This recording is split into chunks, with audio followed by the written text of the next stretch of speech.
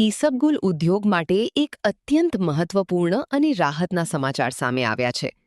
લાંબા સમયથી ચાલી રહેલી કાયદાકીય અસ્પષ્ટતાનો અંત લાવતા એડવાન્સ રૂલિંગ દ્વારા સ્પષ્ટતા કરવામાં આવી છે કે ઈસબગુલ દાણા જીએસટીમાંથી મુક્ત એક્ઝેમ્પ્ટેડ છે. આ નિર્ણયથી સમગ્ર ઈસબગુલ ઉદ્યોગ, ખેડૂતો, વેપારીઓ અને આ ક્ષેત્ર સાથે સંકળાયેલા લાખો હિતધારકોને મોટી આર્થિક રાહત મળી છે. ઈસબગુલ દાણા પર જીએસટી લાગુ પડે છે કે નહીં તે અંગે ઉદ્યોગ જગતમાં લાંબા સમયથી પ્રશ્નો હતા. આ જટિલ મુદ્દાનો કાયમી ઉકેલ લાવવા માટે ઈસબગુલ પ્રોસેસર્સ એસોસિએશન દ્વારા એડવાન્સ રૂલિંગની પ્રક્રિયા હાથ ધરવામાં આવી હતી. આ પ્રક્રિયાના અંતે મળેલી જીતથી સમગ્ર ઉદ્યોગમાં ખુશીનો માહોલ છે. આ સફળતા પાછળના મુખ્ય આધારસ્તંભ તરીકે એપીએમસી ઊંઝાના ચેરમેન દિનેશભાઈ પટેલના યોગદાનને એસોસિએશને વિશેષ રીતે યાદ કર્યું છે.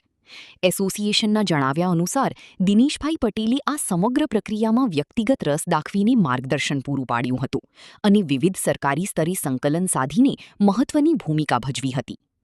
ઈસબગુલ પ્રોસેસર્સ એસોસિએશન દ્વારા આઈપીએ દ્વારા માનનીય મુખ્યમંત્રી ભૂપેન્દ્રભાઈ પટેલ, નાણામંત્રી કનુભાઈ દેસાઈ અને જીએસટી વિભાગના તમામ અધિકારીઓનો આભાર વ્યક્ત કરવામાં આવ્યો છે. સાથે જ એસોસિએશને એપીએમસી ઊંઝાના ચેરમેન દિનેશભાઈ પટેલને સન્માનપત્ર પાઠવી તેમની ખેડૂતો અને કૃષિ આધારિત ઉદ્યોગો પ્રત્યેની પ્રતિબદ્ધતાને બિરદાવી હતી. ઈસબગુલ એ આપણે નોર્થ ગુજરાતનો ટ્રોપિકલ ક્રોપ છે અને મેઇનલી સમગ્ર વિશ્વમાં ગુજરાતમાંથી જ ઈસબગુલ અહીંથી એક્સપોર્ટ થતું હોય છે. ઈસબગુલ ઇન્ડસ્ટ્રીઝનો ઘણા વર્ષોથી એક પ્રશ્ન હતો કે જે ફ્રેશ ઈસબગુલ હોય એની ઉપર ઝીરો જીએસટી લાગતો નથી એવું ઓલરેડી જીએસટીના રૂલ્સમાં હતું, પરંતુ ક્યાંય ને ક્યાંય વેપારીઓ અને વિભાગ વચ્ચેની કોઈ પણ અસમંજસના લીધે એમાં જીએસટી ભરવામાં આવતો હતો.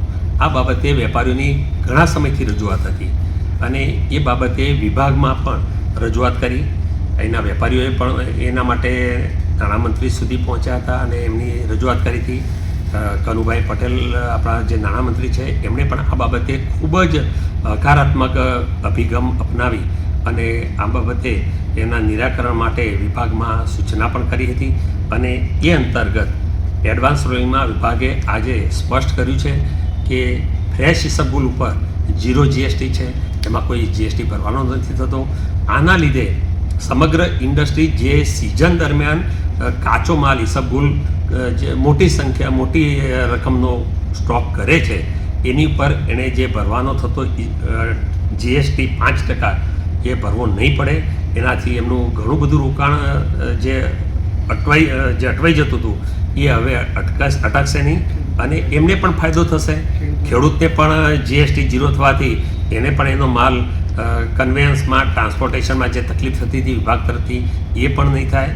ખરેખર સરકારશ્રીના અને વિભાગનો જે આ સ્પષ્ટીકરણનો જે આદેશ છે એને હું આવકારું છું અને એ સમગ્ર ઇન્ડસ્ટ્રીઝ માટે પણ ખૂબ જ ફાયદાકારક રહેશે.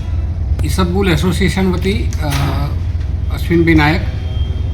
ઈસબગુલ જે સીડ છે એના ઉપર જ્યારે વેટ હતું ત્યારે એના ઉપર કોઈ પણ જાતનો વેટ નહોતો, 0% જ વેટ હતો. જ્યારે જીએસટી લાગુ કરવામાં આવ્યો ત્યારે પણ કેન્દ્ર સરકારની જે ઉદ્દેશ હતો એના ઉપર 0% રાખવાનો હતો, પણ કંઈક શબ્દોમાં અસમંજ ઊભી થવાના કારણે અત્યાર સુધી ઈસબગુલ ઇન્ડસ્ટ્રીઝ આના ઉપર જીએસટી પે કરતી હતી.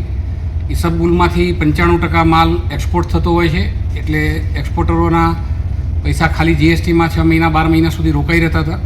એ અંગે સરકારશ્રીને અમે છેલ્લા 6-12 મહિનાથી રજૂઆતો કરી. ઊંઝા એપીએમસીએ અમને બહુ સુંદર સહકાર આપ્યો. ઊંઝાના વેપારીઓ અને ઈસબગુલ ઇન્ડસ્ટ્રીઝ બધા અમારી સાથે ઊભા રહ્યા અને છેવટે એડવાન્સ રૂલિંગમાંથી આજે અમને સ્પષ્ટતા મળી. જે શબ્દો ઉપર ગેરસમજ હતી એ ગેરસમજ દૂર થઈ છે અને એના કારણે હવે ઈસબગુલ સીડ ઉપર જીએસટી ભરવાનો આગળથી રહેશે નહીં, કારણ કે જે ફ્રેશ શબ્દની મારામારીથી એના પરનું સ્પષ્ટીકરણ સરકારશ્રી તરફથી મળી ગયું છે. ઊંઝા એપીએમસીના ચેરમેન શ્રી દિનેશભાઈ અને ઊંઝા એપીએમસીએ અમારી આ રજૂઆત કરતી વખતે સંપૂર્ણ સાથ સહકાર આપ્યો. ઘણી મિટિંગો અમે સરકારશ્રી સાથે કરી. માનનીય મુખ્યમંત્રી, નાણામંત્રી અને જીએસટીના સૌ અધિકારીઓએ પણ અમને બહુ જ સુંદર રીતે પ્રતિભાવ આપ્યો અને અમારી આ રજૂઆતનો સ્વીકાર કર્યો છે. એ બદલ ઈસબગુલ એસોસિએશન વતી હું સૌનો આભાર વ્યક્ત કરું છું. ધન્યવાદ. એસોસિએશન આજે 1 જૂન હોવાથી અમારી એસોસિએશનની મિટિંગ આજે કરી અને આવતીકાલથી અમે ખરીદી પણ જે આદેશ છે એના અનુરૂપ ચાલુ કરી દઈશું. ધન્યવાદ.